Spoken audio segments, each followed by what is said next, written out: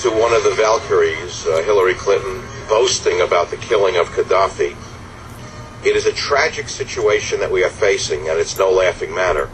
But when you hear Hillary Clinton laughing after the killing of Gaddafi, and you have to hear this to believe it, you have to understand what we're looking at here is that we've gone from the ivory tower to the loss of power, literally in one administration.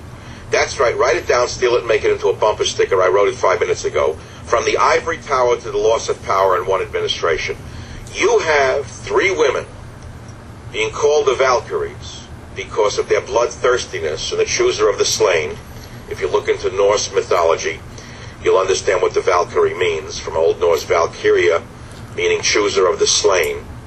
In other words, female warriors who are now strutting about with their machismo, thinking that they are so wise because they have ordered the killing of enemies.